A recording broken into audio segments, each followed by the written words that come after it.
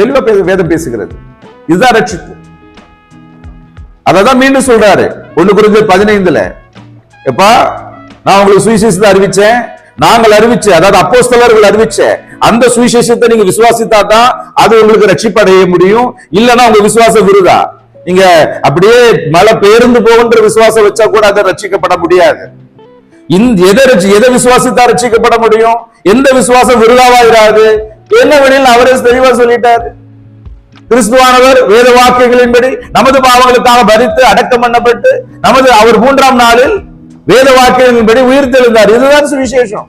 இந்த சுவிசேஷத்தை தவிர வேற எதையாவது சுவிசேஷம் என்றோ, இந்த சுவிசேஷத்தினால் ரட்சிப்பு என்பதை தவிர வேற எந்த ஒரு காரியத்தினால ரட்சிப்பு என்றோ பிரசங்கிக்கிறவன் அது வானத்திலிருந்து வந்த தூதனா இருந்தாலும் அவன் சபிக்கப்பட்டவனா இருக்க கடவன் என்று கலாத்தியர் 1ஆவது அதிகாரம் தெளிவா பேசுது. தெளிவா வேதம் பேசுகிறது. இதுதான் ரட்சிப்பு. அததான் மீண்டும் சொல்றாரு 1 கொரிந்தியர் 15 எப்பா நான் உங்களுக்கு சுவிசேஷத்தை அறிவிச்சேன், நாங்கள் அறிவிச்ச, அதாவது அப்போஸ்தலர்கள் அறிவிச்ச அந்த சுவிசேஷத்தை நீங்க விசுவாசித்தா தான் அது உங்களுக்கு ரட்சிப்படைய முடியும். இல்லன்னா உங்க விசுவாசம் விருதா. நீங்க அப்படியே மழை பேருந்து போகின்ற விசுவாசம் வச்சா கூட அதை ரட்சிக்கப்பட முடியாது. எதை விசுவாசித்தா ரட்சிக்கப்பட முடியும்?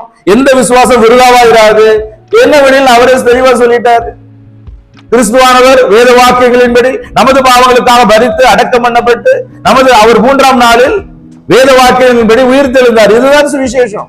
இந்த சுவிசேஷத்தை தவிர வேற எதையாவது சுவிசேஷம் என்றோ, இந்த சுவிசேஷத்தினால் ரட்சிப்பு என்பதை தவிர வேற எந்த ஒரு காரியத்தினால ரட்சிப்பு என்றோ பிரசங்கிக்கிறவன் அது வானத்திலிருந்து வந்த தூதனா இருந்தாலும் அவன் சபிக்கப்பட்டவனா இருக்க கடவன் என்று கலாத்தியர் 1ஆவது அதிகாரம் தெளிவா பேசுது. தெளிவா வேதம் பேசுகிறது. இதுதான் ரட்சிப்பு. அததான் மீண்டும் சொல்றாரு 1 கொரிந்தியர் 15 எப்பா நான் உங்களுக்கு சுவிசேஷத்தை அறிவிச்சேன், நாங்கள் அறிவிச்ச, அதாவது அப்போஸ்தலர்கள் அறிவிச்ச அந்த சுவிசேஷத்தை நீங்க விசுவாசித்தா தான் அது உங்களுக்கு ரட்சிப்படைய முடியும். இல்லன்னா உங்க விசுவாசம் விருதா. நீங்க அப்படியே மழை பேருந்து போகின்ற விசுவாசம் வச்சா கூட அதை ரட்சிக்கப்பட முடியாது. எதை விசுவாசித்தா ரட்சிக்கப்பட முடியும்? எந்த விசுவாசம் விருதாவாயிராது. என்ன வழியில் அவரே தெளிவா சொல்லிட்டாரு. கிறிஸ்துவானவர் வேத வாக்கியங்களின்படி நமது பாவங்களுக்காக பரித்து அடக்கம் பண்ணப்பட்டு அவர் 3ஆம் நாளில் வேத வாக்கியங்களின்படி உயிர் தெழுந்தார். இதுதான் சுவிசேஷம்.